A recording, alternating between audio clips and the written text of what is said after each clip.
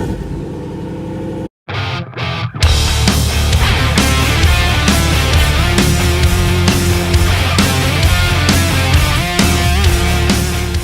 everybody, this video is here for installation of a Mopar Cold Air intake.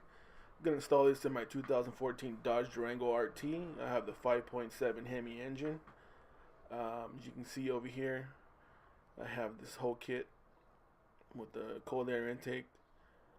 A couple grommets, comes with the clamps, the actual filter, the housing, some extra hoses, and some little connectors. It's really easy to install. It's going to take me about 25 to 30 minutes to take out the old parts and put in the new kit. As far as sockets, you're going to need an 8, you're going to need a 10. So we'll start off by popping this off on top. Set it aside. 8mm bolt. I'm going to take this off. I'm going to loosen up this clamp.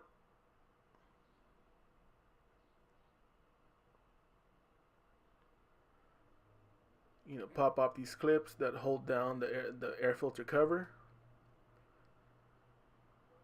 I'm going to disconnect the air temperature sensor. And disconnect this hose. And after all that, this whole top part should come off pretty simple after that.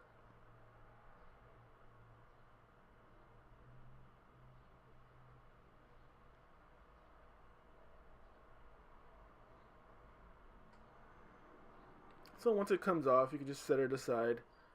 Also going to remove the air filter itself. After that, it's nothing, just disconnect this clip here that holds this hose. Now the kit comes with the new one. It's a new zip tie with the little clip that you just install. And then you're going to disconnect the front clip, which holds down the air intake for the original part. And then once that's off, it just comes straight up. You have to move it around a little bit, but it's not very hard to get out.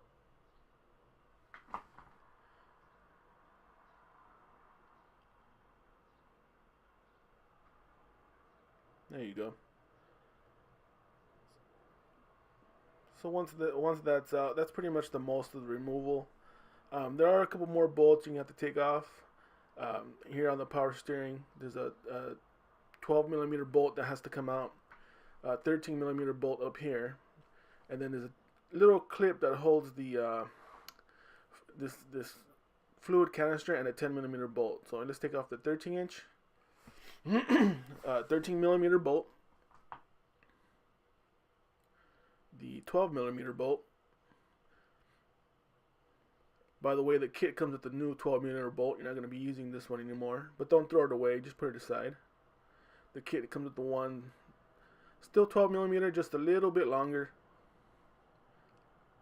The reason for that is that's where you're going to bolt your air intake tube to, so they add a larger bolt to the actual kit.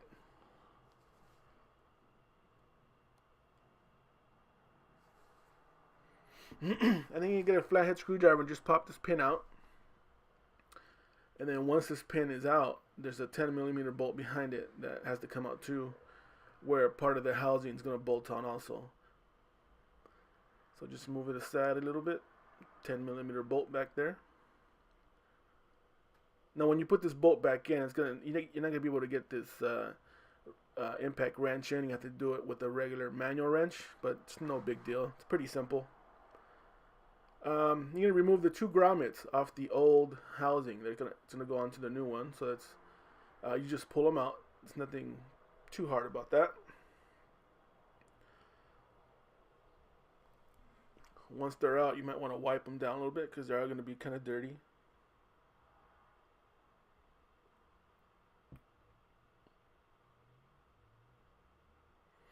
And then the actual sensor itself. It's easy to remove. You're just going to pry up the lip, and then you get a twist. So up and twist, and there it goes, just straight out.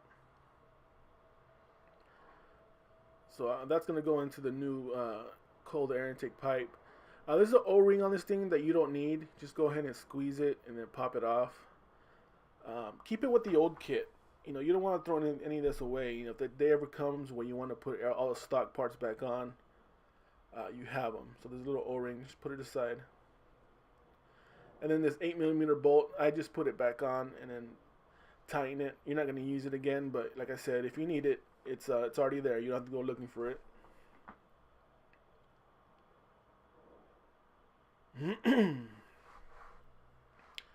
So after that, you can get ready to put this back on. Now I put this together before I turned the camera on. There's nothing to it. It's just a grommet, a connector, a hose, and then the top rubber piece, and then the bottom piece, and then you put the grommets in. And then once the grommets are in, you can just drop it in. But as you can see, I'm pointing out all the little parts that you have to put together, and it takes about 2 minutes to put it together. It's nothing. This whole project is nothing hard. It's pretty simple. This is the elbow connector that goes into the actual filter, and then there's a front bracket that you got to bolt on with 2mm bolts, as you can see right here in the front. And then that's the part that connects to the front. After that's all put together, it's going to take you a full 2 minutes. You can just finesse it in. You got to kind of go around a hose and just make sure the grommets line up, and then you can just drop it straight down.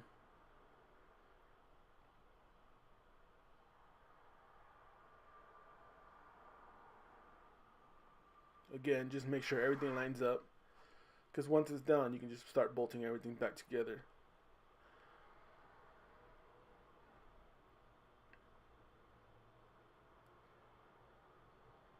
So you can put your 13mm bolt back on the top. Just make sure it lines up nice. And then you can put your 10mm bolt back down at the bottom. Now, like I said, you took this off with a gun. That's not going to be possible. You're going to have to just put it on by hand and then tighten it with a wrench. Here's the wrench. Just get it nice and snug. It's no big deal. There's nothing hard about it. It's just once you put the new housing in the way, that one fluid container that's right in the front doesn't move to the left anymore, because there's a wall. So you just move it a little bit forward and then put a wrench in there and just tighten it up.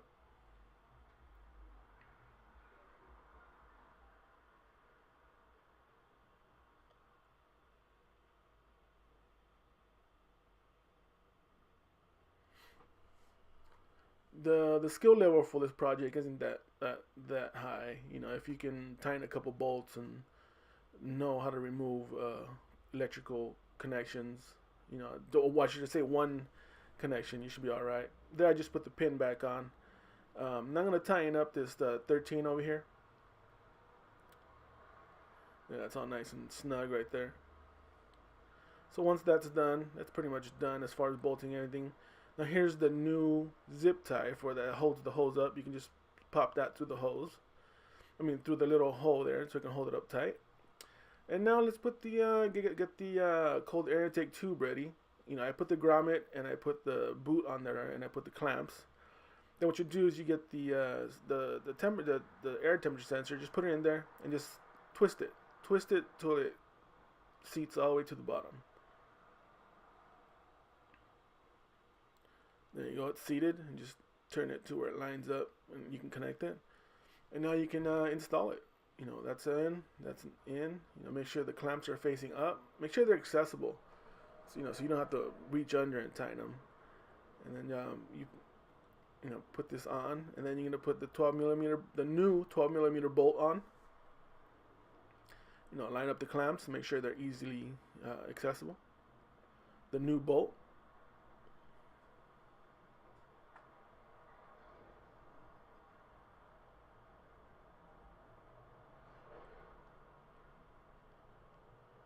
Just get it started by hand, and then you can just tighten it with the drill or the impact gun, whatever you're using.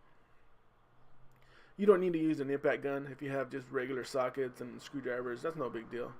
I do it because it's faster and I'm lazy. Once you get that tightened, Go ahead and put the 8mm bolt, the socket back on, and tighten up these two clamps on top. They don't have to be super tight, just a nice little snug fit.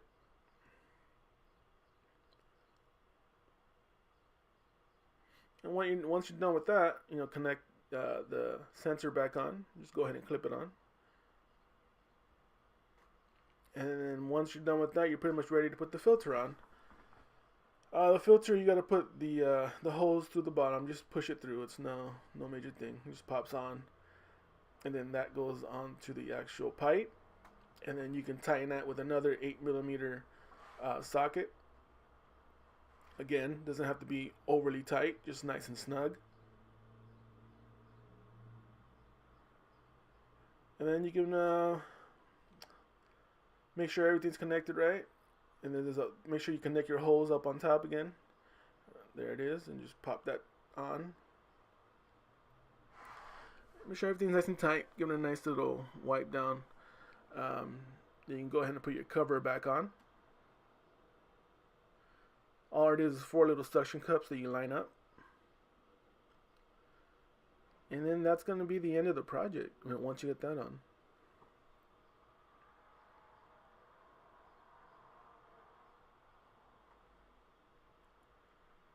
So there it is. It's on. It's done. Nice little wipe down. Looks super cool. Follow my channel. I'm gonna be doing some more mods to my truck. Installing some new speakers, sub. I'm gonna probably do the rims and do the calipers and the suspension.